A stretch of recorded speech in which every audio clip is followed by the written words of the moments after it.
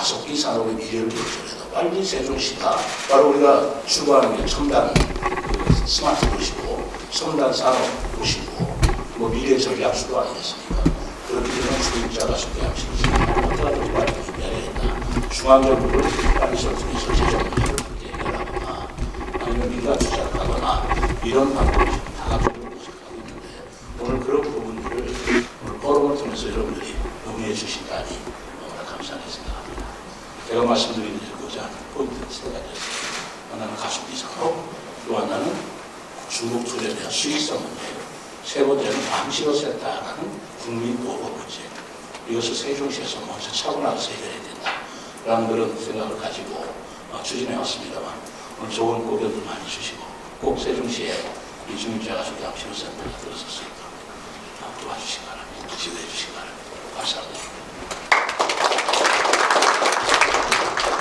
네, 감사합니다.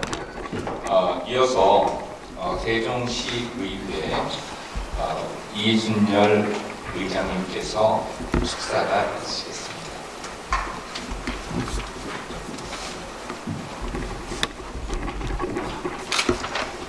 네, 반갑습니다. 우리 시장님이 굉장히 열정적으로 말씀을 주셔서 일본 가셔서 또 좋은 영감을 받아오신 것 같은데요. 저는 지난 4월 연세 안병원 중입자 가족기 치료센터 가동 전에 상임위에서 방문을 했었습니다. 우리 미래전략본부장님과 함께 동행을 했었는데요. 좀 어려운 이론이었지만 열심히 설명을 해주셨고 그 당시에 잘 배우고 왔습니다. 저는 조금 이용자 입장에서 좀 말씀을 드리겠습니다. 저 역시도 수도권 병원에 등록되어 있기 때문에 하루를 모든 일정을 다 비우고 첫 기차를 타고 이제 수도권 병원을 방문을 합니다. 그리고 이제 돌아오면 그날 하루의 일정을 다 소화를 할 수가 없어서 의료 서비스에 편중되어 있는 지금의 상황이 빨리 개선이 되어야 된다는 생각을 절실하게 하고 있습니다. 그래서 우리 세종에도 중입자 치료센터, 암치료센터가 시장님 말씀대로 하루빨리 들어서서 힘들어하시는 분들이 이동하시거나 먼 거리까지 비용 들여서 가시는 일이 없도록 시민의 입장에서 이 정책이 또 이 포럼이 잘 성공적으로 이루어지기를 바라는 마음으로 인사 말씀 하겠습니다. 감사합니다. 네, 의장님 감사합니다. 잠시 기념 촬영이 있겠습니다. 그래서 이 기념 촬영에 여러분 오늘 참석자 여러분들 모두 연단으로 이동하셔서 기념 촬영에 동참해 주시면 영광으로 알겠습니다. 감사합니다.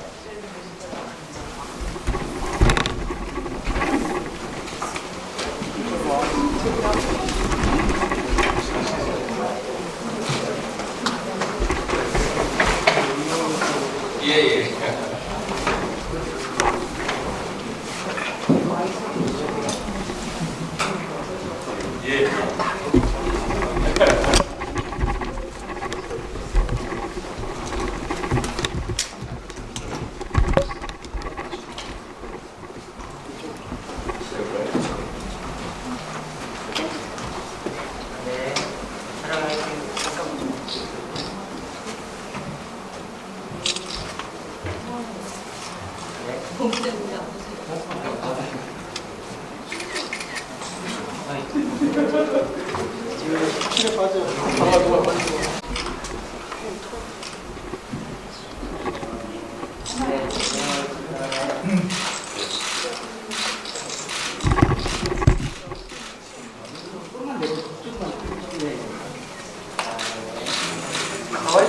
하나, 둘, 셋.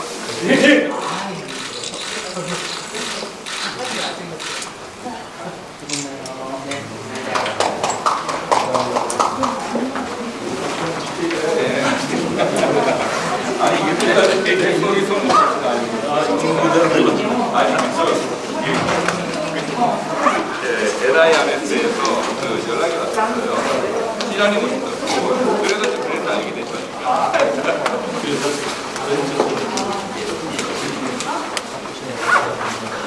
네, 감사합니다.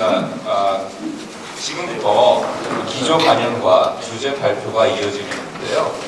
이 전문성을 더 확보하기 위해서 기조강연과 주제 발표에 좌장을 이군혁 전 보건복지부 차관님께서 지금 현재 서강대학교 교수님이십니다.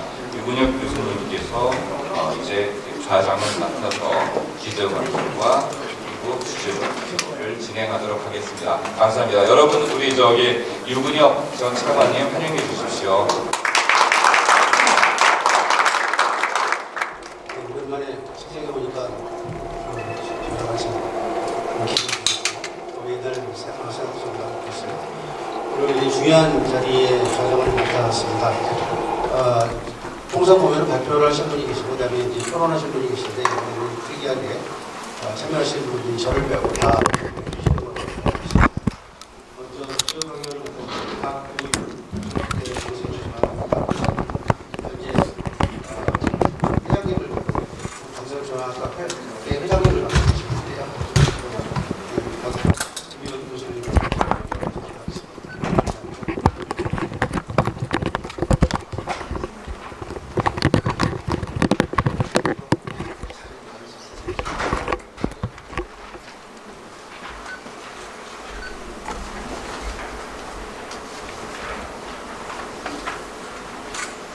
네, 방금 소개받은 충북대학교 이과대학의 박호인입니다. 저는 원래 방사선 종양학을 전공하고 있고요. 이제 방사선에 암을 치료하고 있는 건데 그 중에 이제 지금 방사선 치료의 가장 최첨단이 바로 중입자 치료였죠. 그래서 좀 말씀을 드리겠습니다. 오늘 말씀드릴 내용은 우리나라 암의 현황, 그 암 치료에 있어서 방사선 치료, 중입자 치료의 중입자 모의생 발성, 중입자 치료의 세계관이나 이런 순으로 말씀을 드리겠습니다. 아시다시피 우리나라 사람의 사망 원인이 아니죠. 그래서 이거는 해가 갈수록 늘어나고 있고 다른 어떤 질병보다도 다른 3위 있고 10만 명당 160명 이상이 암으로 사망하게 되죠. 그래서 연도별 암 환자 수도 보면 해마다 한 25만 명 가까이 늘어나고 있습니다. 이거는 진단 이제 기술도 좋아지기도 하거니와 또 평균 수명 연장이 되기 때문에 결국 암 환자는 줄일 수밖에 없는 상황인 것이죠. 그래서 이제 우리나라 기대수명까지 산다고 그러면 결국 남자는 한 40%, 여자는 39%가 암에 걸리게 되는데 결국 여기 계신 분들 중에 한 3분의 1 정도는 암에 사망할 수 있다는 확률이 되는 거죠. 아시다시피 이제 암 치료에는 수술할 수도 있고 항암제도 있을 수 있고 방사선 치료가 있을 수 있는데 사실 우리나라의 방사선 치료 비율은 외국보다 높지는 않습니다. 미국에서 같은 반 이상이 갖게 되는데 저희는 사실은 그보다는 적은 십자가 치료, 방사선 치료를 갖고 있고 물론 이제 해마다 늘고 있긴 하지만은 한 30% 정도가 갖고 있는 거죠. 근데 외국의 선진국의 50%, 60%에 비해서 이 낮은 이유는 제 생각에는 암의 정도 달리기도 하거니와 아까 시장님 말씀하신 대로 이 방사선 치료 시설이 전국적으로 이렇게 잘 보급이 안 돼 있습니다. 그래서 수도권에 조금 많이 돼 있고 상대적으로 아까 이제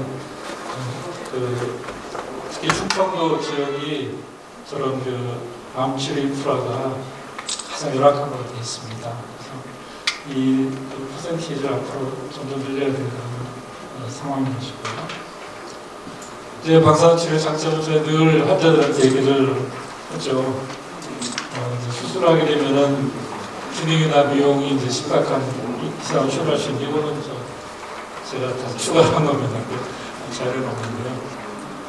그래서 이제 이런 기능과 미용을 보존하면서 치료할 수 있고 또 완전하고 또 통증이 없죠. 또 말치도 필요 없고 피가 나지도 않고 지금은 기계가 좋아져서 뭐 한 2, 3개월이면 일일 치료가 끝나니까 환자들은 치료했는지 아닌지 의심하는 그런 경우가 있고 또 요즘은 치료 기술이 발달돼서 굉장히 정밀하죠. 2, 3mm 그 정도 오차를 두고 치료할 수가 있고, 또 앞으로 점점 누령 인구도 늘어나기 때문에 수술 못 받는 경우가 많거든요. 그런 경우에 이제 이렇게 방사선 치료를 받을 수 있어서 앞으로 방사선 치료의 수요는 점점 늘어날 걸로 저희는 있습니다. 그래서 아까 말씀드린 대로 방사선 치료의 기술이 아주 되게 좋아져서 우리가 이제 방사선 치료로 방사선으로 이렇게 모나리자를 그릴 수 있는 그런 정밀하고 그런 시대가 좋은 거죠. 근데 보면 이제 방사선 치료 비율이 이 수도권과 지방이 상당히 차이가 나요. 평균적으로 보면 아까 말씀드린 30% 정도가 방사선 치료를 받고 있는데, 그에 비해 수도권은 약 40% 이상, 45%까지 받고 있고, 그래서 지방 비수도권은 20%밖에 되지 않아요. 그건 한 20% 가까이 이상 차이가 나기 때문에 그만큼 환자들이 적절한 치료, 암에 대한 적절한 치료를 받지 못하고 있다, 그렇게 볼 수가 있습니다. 그래서 방사선 치료가 이제 그 암의 치료에 이용된 거는 렌트겐 아시죠? 렌트겐이 1895년에서 발견했고, 그 이듬해부터 방사선 치료가 시행되고 있고, 그 방사선 치료에 가장 흔히 이용되고 있는 것이 이 전자, X선, 감마선 이렇게 있습니다. 전자가 이용되는 것은 전자가 가속히기 쉽기 때문인 거죠. 가장 입자적이 쉽기 때문에 가장 많이 보급이 되어 있고, 그에 비해서 이제 이렇게 아까 말씀하신 이제 중입자는 주로 카본을 많이 쓰고 있는데, 이걸 이제 이 전자보다도 한 1000배나 더 무거운 양성자보다도 또 12배나 더 무겁습니다. 그러니까 상당히 그런 큰 입자를 가속시키기 위해서는 큰 가속기가 필요하고 상당히 많이 돈이 필요한 거죠. 그래서 전자, 액선, 감마선이 가장 흔히 이용되고 있지만은 그 중에서도 입자 가속기로 이제 양성자가 제일 많이 보급되고 있는데, 이 양성자가 가장 많이 보급되고 있는 이유는 가볍기 때문에 상대적으로 가속이 쉽고 비용이 쉽기 때문에 그런 것이죠. 양성자는 우리나라에 현재 국립암센터하고 삼성의료원에 있죠. 우리 카본은 이제 중입자 치료에 흔히 이용되는 카본인데, 물론 이제 옛날에 그 미국의 로렌스 버클리 랩에서 네온, 아르곤, 실리콘 여러 가지 이제 저희가 테스트를 했고, 그 중에서 카본이 그래도 가장 도스 분포가 다른 입자보다 더 좋은 걸로 이제 판단이 돼서 카본으로 이제 거의 중입자 치료 때문에 카본을 하고 있고, 나머지 입자에 대해서는 향후 앞으로 더 이제 저희가 가속 기술이 발달하면은 더 추가로 아마 더 변화되지 않을까 생각하고 있습니다. 그래서 방사선 치료가 물론 이제 아까 말씀드린 대로 그 쉽게 안전하고 편하게 이용될 수 있긴 하지만은 여기도 한계가 있습니다. 이 한계는 대부분이 엑스나 감마선에 의한 한계인데, 이 엑스나 감마선의 한계 갖고 있는 생물학적인 요인, 물리적 요인, 임상적 요인, 종양의 위치 이런 것들을 이제 입자 치료로 어느 정도 극복이 가능하다고 할 수 있습니다. 중입자 치료가 좋은 건 뭐냐면은 그 입자가 크죠. 크니까 그 큰 입자가 우리 몸을 통과하면은 그만큼 파괴력이 셉니다. 이 작은 입자가 통과하는 것보다 예를 들어 이제 조그마한 구슬이 통과하는 것보다 큰 볼륨목이 통과하면은 파괴력이 엄청나게 세겠죠. 아주 그 주위에 있는 그 세포나 DNA를 왕창 아주 복합골절 비슷하게 부수기 때문에 세포가 잘 회복을 할 수가 없습니다. 그래서 그 회복이 이제 뛰어나고, 그 방사선 치료에 보통 우리가 엑스선에 감마선으로 치료했을 때 재발하는 요인 중에 하나가 종양은 저산소 세포들이 많은데, 이 저산소 세포들은 엑스선에 감마선에 굉장히 저항이 높거든요. 그래서 치료 효과가 떨어지고 재발을 잘하는데, 반대로 중입자는 산소가 적어도 저산소 상태의 세포라고 하더라도 산소의 농도에 상관이 없이 세포를 잘 죽여주기 때문에 그만큼 효과가 높다고 할 수가 있습니다. 그 다음에 또 두 번째로 중요한 것 중에 하나가, 물론 생물학적인 장점도 있지만은 결국 이제 방사선 치료 그러면 많은 사람들이 알고 있기에는 부작용을 굉장히 우려하거든요. 제 환자를 처음 대면할 때 궁금한 게 있냐고 물어보면은 부작용이 없다고 제일 먼저 물어봅니다. 사실 부작용은 어떤 치료든지 없을 수가 없죠. 수술도 마찬가지고 항암제도 마찬가지고 수술은 사망할 수도 있지만은 방사선 치료 받다가 사망하는 경우는 없죠. 그래서 방사선 치료 한계가 아까 이제 물리적 생물학적 한계도 말씀드렸지만은 이제 물리적인 한계는 뭐냐면은 그 선량의 분포거든요. 조직의 선량 분포. 그래서 방사선 치료 받게 되면은 피부가 빨갛게 되고 타고 하고 그런 이유가 바로 방사선에 의해서 이 표면에 중량을 기피시키는데 여기에 충분한 양을 주기 위해서 방사선을 조사하면은 이 피부 근처에 많은 양이 들어가기 때문에 종양 치료를 위해서는 어느 정도의 그런 정상 조직 손상을 감수하게 되는데 이 중입자를 치료하게 되면은 이 중량이 위치하고 있는 앞이나 뒤에 거의 방사선이 앞에는 조금 들어가죠. 뒤에는 거의 들어가지 않습니다. 그래서 정상 조직 손상을 줄일 수가 있으면서 방사선 양을 충분히 많이 줄 수 있기 때문에 그만큼 이제 부작용이 적게 치료가 가능한 장점이 있습니다. 그래서 이거는 저희가 이제 환자 치료에서 이제 방사선 조사할 때 이제 방사선을 어떻게 분포하는지를 보여주는 그림인데요. 통상적으로 이제 흔히 많이 쓰고 있는 엑선을 쓰게 되면은 여기에 방사선을 많이 집중시킨다고 하더라도 이게 다른 정상 부위에도 많이 들어갈 수밖에 없습니다. 물론 적게 들어가기 때문에 부작용은 적지만은 중입자를 쓰게 되면은 조금 붐이 좀 조성된 거는 굉장히 방사선의학과 전문의로서 반가운 소식이라고 할 수 있겠어요. 그리고 이게 극적인지 모르겠는데 환자분들이 이제 중의자 치료를 받으러 오세요. 이게 방사선 치료라고 말씀드리면 이게 방사선 치료예요. 몰라요. 그러니까 이게 방사선 치료 일종이라는 걸 잘 모르세요. 그러니까 나는 이거 방사선 치료는 안 받을 건데 중의자 치료에서 받는 거야. 비싼 중의자 치료에서 받는 거야. 그런 느낌이에요. 들을 때는. 그래서 사실은 이제 여기서 보여드리면 이게 이런 흐름에서 방사선 치료의 발전 과정 중에 있는 건데 그냥 이것만 따로 띄워서 생각하시는 것 같아요. 암 치료 중에 이게 난데없이 하늘에서 뚝 떨어진 거로 생각하시는 것 같아요. 일반 환자분들. 그게 이제 방사선 치료에 대한 부정적인 인식을 조금 지워버리고 중립자라는 새로운 거가 좀 대체제로 들어간 것 같다는 긍정적인 효과로도 해석할 여지는 좀 있을 것 같습니다. 뭐 방사선의학과 전문의로서 조금 뭐 그렇게 약간 썩 내키지 않는 부분도 있는데요. 어쨌든 뭐 이런 조금 과도한 기사들도 좀 많이 나오고 제주대는 지금 이제 추진하다가 사업은 접었습니다. 제주대. 네, 거기는 좀 수익성이 안 난다고 판단하시고. 근데 이제 이런 거는 좀 많이 걱정이 됩니다. 사실은 너무 선정적으로 홍보 기사가 많이 나오는 거죠.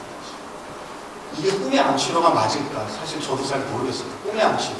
그래서 꿈의 암 치료가 언제부터 많이 나왔을까? 그래서 제가 막 구글을 하다 찾아봤는데 2016년까지 내려가더라고요. 근데 그거보다 더 내려가면 찾을 수 있을 것 같은데 안 찾아봤습니다. 너무 시간이 없어서.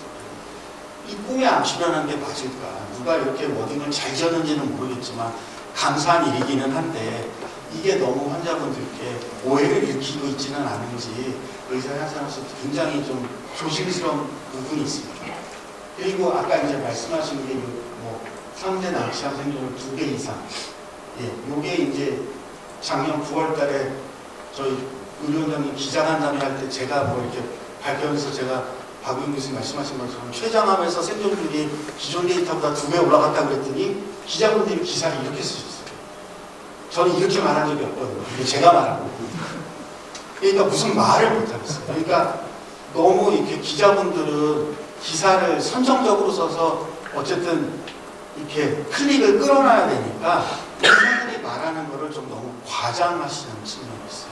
물론 저희로서는 사실 이걸 고맙게 생각해야 되는지는 모르겠는데 이게 저는 양날의 칼이라고 생각하거든요. 이게 이만큼 이렇게 했을 때 나중에 혹시라도 안 좋은 경험을 하신 분들이 생기기 시작하면 분명히 아까 말씀하셨다시피 모든 치료는 다 부작용이 있거든요.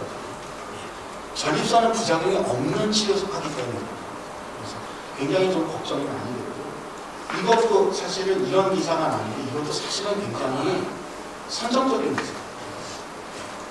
이런 기사는 좀 이건 좀 의사로서 암 치료의 결과를 판정하는 데는 이렇게 몇 달 만에 기사가 나오면 안 됩니다. 최소 3년 정도는 기다렸다가 나와야 됩니다. 그리고 부작용에 대해서는 한 2년 정도 기다렸다 나와야 돼요. 저희 홍보팀에 저런 식으로 기사 흘리고 내지 보도자료 제공하지 말라고 몇 번을 얘기를 해도 뭐 기자들이 너무 난리쳐서 어쩔 수가 없다고 그러면서 이제 내니까 뭐 잘 모르겠습니다. 뭐가 많이. 그러니까 결국은 중위자 측에 대한 오해와 결론가 이제 이런 게 됩니다. 급여를 확대하겠다. 이게 어떻게 전국에 한 대 있는데 급여 확대라는 얘기가 어떻게 나옵니까? 심정 원장님께서. 신현영 의원이 저희 보건실 때 오셨었거든요. 테이프 커팅 하셨었거든요. 근데 이제 12번 5천원 암 환자 차별이다. 이게 사실은 말씀하신 대로 그 중위자 치료에 적응증이라는 게 있고 모든 환자가 중위자 치료를 받을 필요는 없습니다. 사실. 난치암 환자가 받으면 되고 아니면 여기 저희 그 금속 교수가 말씀하신 대로 고령 환자들 많이 왔다 갔다 하시기 어려운 고령 환자 그러니까 그런 특정 환자분들을 대상으로 우선적으로 해야 되거든요. 근데 이렇게 의사 입장에서 봤을 때 이렇게 급여가 돼서 너도 나도 와서 전국에 지금 저희 하나 있는데 너도 나도 와서 다 치료받겠다 그러면 저희가 꼭 중위자 치료를 해드려야 되는 분들한테 이 서비스를 제공을 못하게 됩니다. 그래서 이게 굉장히 저희로서는 걱정되는 거예요. 물론 이렇게 말씀하셨다고 되지는 않겠죠. 뭐 재원 마련도 그렇고 여러 가지 굉장히 좀 걱정하시는 부분들이 정부에서도 있는 걸로는 알고 있습니다. 그래서 이제 이런 식의 그냥 뭐라고 그럴까요? 포퓰리즘이라고 해야 되나요? 이제 그런 것들은 이게 조금 환자분들이나 저희 의료진들한테도 아무런 도움이 안 되는 분입니다. 이런 분들. 꼭 필요한 환자들한테 서비스를 제공할 수 있도록 도와주는 게 국가가 할 일이지 모든 사람한테 접근성을 열어주겠다라는 거는 좋은 방법이 아닙니다. 왜냐하면 양성자에서 이미 그렇게 돼서 지금 양성자가 일본에는 20개가 있는데 우리나라 2개가 있는 거는 양성자 도입에 나서지 못하는 거는 수가 때문이거든요. 양성자 수가가 너무 낮게 측정이 돼서 병원들이 양성자 프로젝트를 할 엄두를 못 내는 거예요. 왜냐하면은 여기 써 있거든요. 삼성서울병원 2부제로 양성자 치료 시설을 2부제라는 거는 아침 8시부터 밤 12시까지 한다는 뜻입니다. 양성자 치료를 풀가동인데 겨우 손해를 면하는 정도. 이거를 다 알거든요, 정부에서. 병원장님, 그래서 저희 병원에서도 그때 당시 병원장님이 삼성 지금 양성자에서 아무런 재미 못 봤다 했는데 이거 해도 되는 거야 라고 한 10번쯤 물어보셨어요. 정부에서 개입해서 급여한다고 수가를 이렇게 쳐버리면요. 중입자 못합니다. 네. 운영이 안 돼요. 네. 그래서 너무 지나친 관심은 독이 될 수 있어요. 이쪽은 일반적인 고세성 치료 도입할 때 고려해야 되는 점이고 제가 세종에서 한다고 했을 때 이런 것들 다 말씀하신 겁니다. 개후에 암 환자 충분한 풀이 있고 환자들이 유인될 만한 충분한 병원, 우수한 병원이 있어야 되고 이게 독자적인 운영이 필요하거든요. 예. 굉장히 큰 포인트고요. 연구시설을 위해서는 가속기가 굉장히 필요하고 결과적으로는 정치적 결정이 국비가 들어갈 수밖에 없기 때문에 정치적인 결정이고 전문 인력이 태부족입니다. 예. 그래서 의생주학 전문의도 부족하고 의학 물리학자도 너무 부족하고 예. 지금 현재 상황이면 여기에 와서 일할 방사능 전문의나 의학 물리학자가 없다고 보시면 됩니다. 이것도 저기 박은희 선생님 말씀하셨는데 이거 슬라이드는 이제 QST 원장으로신 양하다 선생님이 주신 건데요. 아까 말씀하신 대로 테니스 코트 정도의 작은 장비를 만들겠다라는 게 일본의 이제 프로젝트의 큰 줄기 하나고 아까 말씀하신 대로 이제 멀티 아이온을 써서 치료 효과를 올리겠다라는 게 QST 개발 방안입니다. 그래서 실제적으로 산소나 매운 같은 거를 써서 임상 시험을 지금 가을에 시작했다고 들었습니다. 이것도 정부에서 말씀하셨고 이것도 한번 말씀하신 거죠. 예, 그래서 제가 이거 한번 다시 한번 드릴게요. 중의자 치료를 하늘에서 떨어진 난데없는 치료로 보지 마시고요. 암 치료를 보시고 다학제적으로 접근하는 거예요. 그러니까 방사선 치료로 환자를 제일 많이 보내주는 의사는 종양내과 의사거든요. 그러니까 굉장히 좋은 종양내과 의사가 있어야 됩니다. 같이. 그거 굉장히 중요합니다. 말씀하신 대로 인력 부족, 육성체계, 제도적 지원이 안 돼 있습니다. 지금 필수 인력 없다고 의사들이 자고 저는 의사로서 반대하거든요. 필수 인력 늘려도 방사선종약 안 해요. 방사선종약은 개업이 안 되는 의사이기 때문에 안 하거든요. 저 뭐 전문의 딸 때 전국에서 3명 이상 뽑았어요. 전국에서 3명. 지금은 전국에 한 25명 있는데요. 저희 병원에서도 중립자 같은 프로젝트 하고 그래도 전공의 정원 2명을 채울까 말까. 안 합니다. 요새 젊은 친구들 공부 많이 해야 되는 암, 종양학 같은 거 안 해요. 종양내과 의사도 안 하고요. 암 수술도 안 하려고 합니다. 의학무리학자는 제도적으로 뒷받침이 전혀 안 돼 있어요. 법적으로 근거가 없어요. 근거가. 저거 만들려고 하는데 뭐 하여튼 방사선들이 반대해가지고 못 만들고 하여튼 그런 게 있어요. 아니 뭐 선별적 적용에 대해서 아까 말씀드렸고요. 급여에 대해서 굉장히 신중한 접근 필요합니다. 급여와 섣불리하게 낮은 수가를 쳐버리면 중립자 그 비즈니스 모델 자체가 붕괴되면서 아마 아무리 국비를 투하해도 밑빠진 독에 물고기가 될 가능성이 있습니다. 그리고 아마 이제 연구용하고 치료용을 생각하신다 그러면은 가속기를 좀 별도로 하시는 게 필요할 겁니다. 왜 그렇게 말씀드리냐면은 저 시간을 너무 했습니다. 일본도 지금 그렇게 분리되어 있거든요.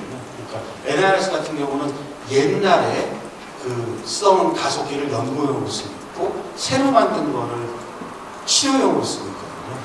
그래서 연구용으로 옛날 가속기도 거의 24시간을 쓰고 있거든요. 그래서 치료용 가속기를 연구용으로 쓴다는 것도 사실은 바람직하지 않고 고장이 났을 때에 서로 책임 문제도 있고 굉장히 어렵습니다. 그래서 연구용하고 가속기, 치료용 가속기를 분리해가지고 가속기를 좀 2대를 설치하시는 프로젝트 쪽으로 가시는 게 어떨까 싶습니다. 너무 길게 말씀드렸습니다. 감사합니다.